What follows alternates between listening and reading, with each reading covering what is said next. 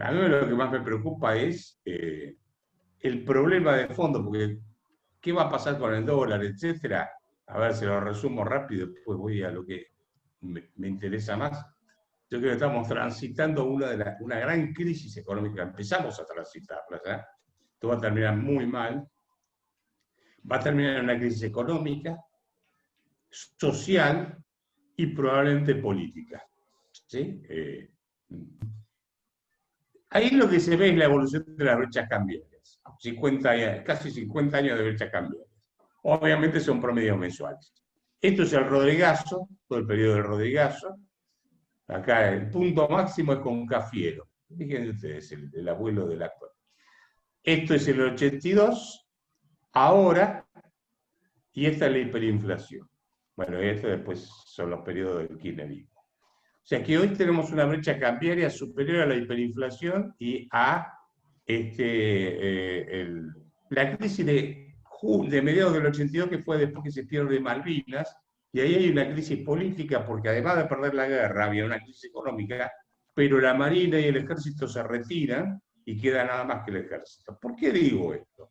Porque en cada una de estas crisis, en cada uno de estos picos, hubo finalmente una crisis política, siempre. ¿Sí?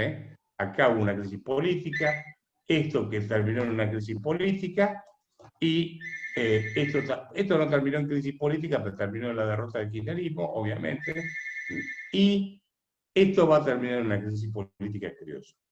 El otro dato que saco y que revisé mes a mes, o cada una de las crisis, es que cada vez que bajó la brecha, no es porque el blue subió, perdón, el blue bajó, sino porque el tipo de cambio oficial subió. ¿Sí? O sea, nunca se dio que bajase la brecha porque el dólar bajaba, el dólar subía siempre el oficial.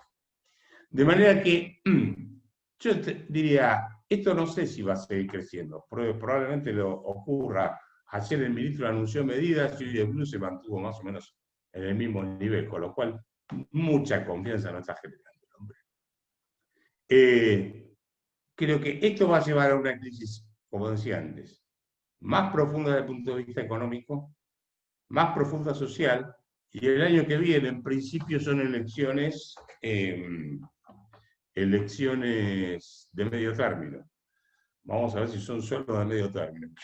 Pues, como viene la cosa, no sé si aguanta el desborde económico que hay en la Argentina. Muy bien. Segundo dato de la coyuntura, no hubo peor manejo de la pandemia que debe ser el de la Argentina. ¿Sí? Hoy salieron los datos, bueno, hay un sitio que se llama Our Bowling Data. Argentina es el país que más estricta fue la cuarentena a lo largo del tiempo. Y ustedes se acuerdan que el presidente, el presidente Fernández decía que si copiábamos el modelo sueco íbamos a terminar con 13.000 muertos y no sé qué. Bueno, ya estamos por 26.000 muertos, pero además tenemos más cantidad de muertos por millón de habitantes que Suecia. O sea que peor no la pueden estar haciendo, porque encima destruyeron la economía. Así que, ¿qué es lo que tenemos hoy? Tenemos este combo. Por un lado, la cuarentena generó una fenomenal caída en el nivel de actividad económica. Esto se traduce en que la recaudación impositiva es mínima. Fíjense ustedes que la recaudación impositiva en las provincias, los impuestos provinciales, el 75% proviene del impuesto al ingreso bruto. Entonces, la nación no tiene recursos suficientes para bancar el gasto. Y además está aumentando el gasto a un ritmo del 74% interanual, más o menos, aproximadamente. Los recursos no suben ese ritmo, la diferencia se cubre con emisión monetaria. Entonces, tenemos un problema de inflación reprimida. Si uno mira la inflación, los picos son cada vez más altos. Yo creo que ahora que está bajando, cuando se recupere va a llegar a 3 dígitos probablemente. Anuales, ¿no? Entonces, tenemos un gasto público que sube, una recaudación impositiva que baja y una emisión monetaria importante que está generando presión inflacionaria y PISA, que no se refleja todavía porque PISA, en el tipo de cambio, las tarifas de los servicios públicos usan precios cuidados y la gente no puede ir a los bancos a retirar la plata que se da, como se da la gana. Con lo cual, tenés un aumento en la demanda de moneda medio transitorio. Eso como primera cuestión. Hay otro problema que es mucho más grave, que el Banco Central financia el déficit fiscal de la siguiente manera: emite moneda para financiar el déficit fiscal, se la da al Tesoro y el Tesoro deposita esa plata para pagar los planes sociales, para pagar los sueldos, para pagar las jubilaciones, para pagar todo lo que tienen que pagar. Una vez que esa plata está en los bancos, el Banco Central le dice a los bancos: dame parte de los pesos que emitimos, tomaste esta letra que se llama LELIQ. Entonces el banco, con los depósitos de mi amigo Carlos Pirovano, que tiene un montón de guita en el banco, se da vuelta al banco y se la da al Banco Central. Y el Banco Central le paga una tasa de interés por eso. Si Carlos llega a ir al banco, a la ventanilla, el banco se va a dar vuelta y le va a decir al Banco Central: mirá, lo tengo a Carlos Pirovano en la ventanilla, toma Banco Central este papelito que se llama LELIQ y dame los pesos que les tengo que pagar el depósito a plazo fijo o lo que quiera. Esos pesos no están. No hay peor cosa que un banco central emita su propia deuda. Es de manual que ningún banco central en el mundo tiene que hacer eso. ¿Por qué?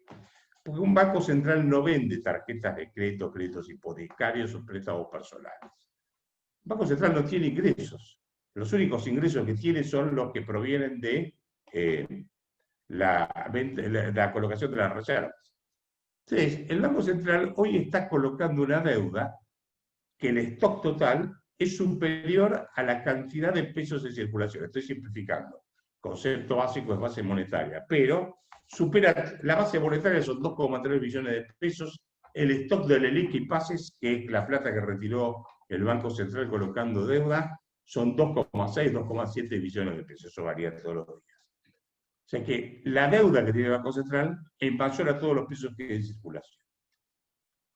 Entonces, ¿cuál es el riesgo? Si la gente va a retirar la plata, el Banco Central no tiene los pesos para poder pagar esa deuda con los bancos que los bancos tienen con los depositantes.